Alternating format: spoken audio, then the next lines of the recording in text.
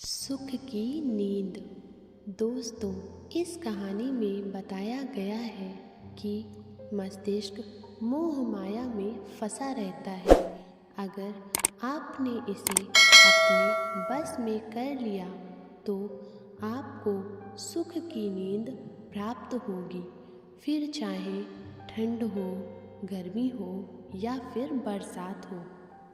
एक बार की बात है जब गौतम बुद्ध हर बार की ही तरह सोने को अपने कक्ष की ओर जा रहे थे। वे जैसे ही कक्ष के अंदर आए, उनके पीछे पीछे उनका शिष्य भी आ गया। बुद्ध अपने सेज पर आकर लेट गए।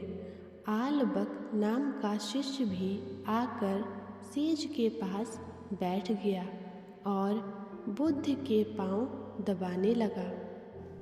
बुद्ध ने कहा, क्या हुआ आलबक, तुम अभी तक सोए नहीं क्या? शिष्य आलबक ने कहा, नहीं, मुझे नींद नहीं आ रही है भंते। एक प्रश्न मेरे दिमाग में लगातार घूमे जा रहा है और यही प्रश्न मुझे सोने ही नहीं दे रहा। बुद्ध ने कहा, ऐसा कौन सा प्रश्न है जो तुम्हें सोने से रोक रहा है?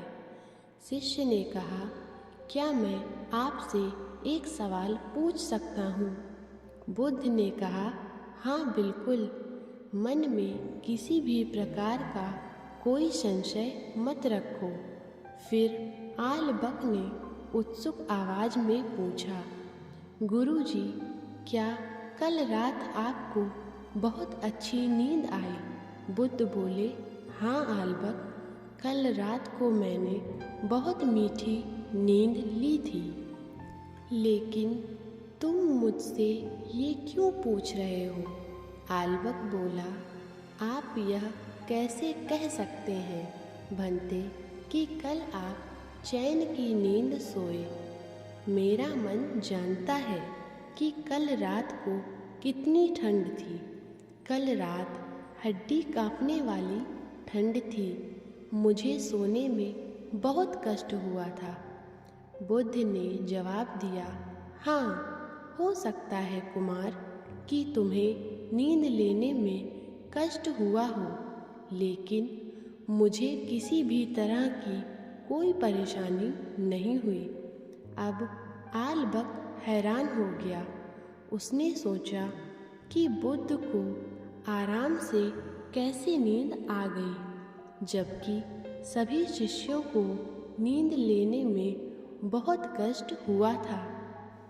आलबक ने फिर से एक सवाल किया, भंते, आप मुझे एक बात बताओ कि आपको चैन की नींद कैसे आ गई?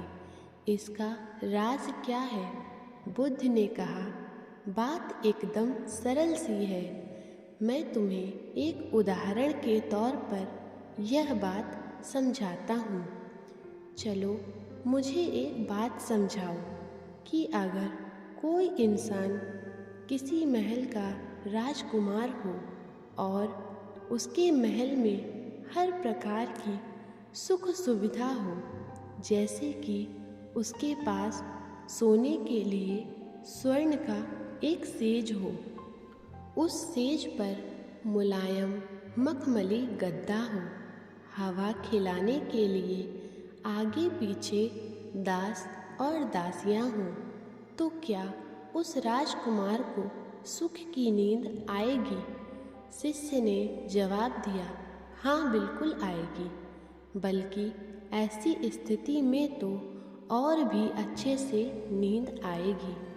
आखिर उस राजकुमार के पास सारी प्रकार की सुख सुविधाएं जो हैं। बुद्ध ने कहा, ठीक है, चलो मैंने तुम्हारी बात मान ली, लेकिन मुझे इस बात का जवाब दो कि अगर उस राजकुमार को कोई भी तरह की शारीरिक या मानसिक पीड़ा हो, या फिर उसका तन और मन लोभ और लालच से ग्रस्त हो, तो क्या ऐसी स्थिति में उसे चैन की नींद आ जाएगी?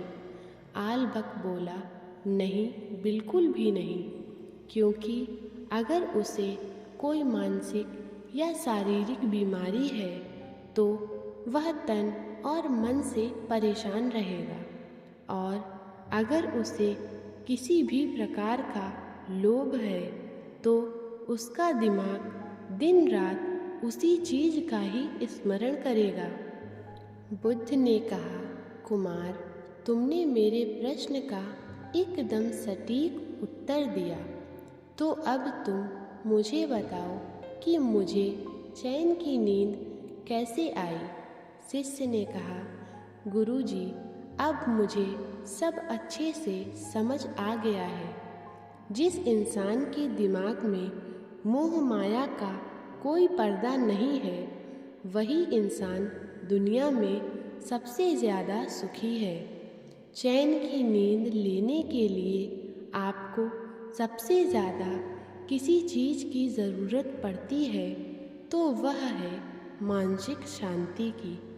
जब आपका मन और चित्त दोनों ही शांत हैं, तब स्वाभाविक रूप से आपको नींद भी सुखपूर्वक आएगी। बुद्ध ने आलबक को प्रश्न का सही जवाब देने के लिए शाबाशी दी।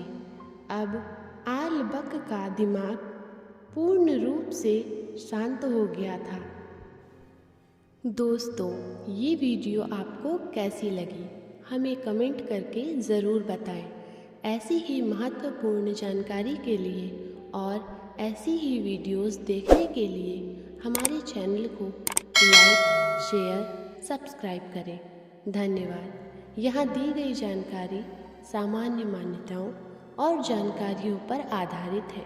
चैनल इसकी पुष्टि नहीं करता है।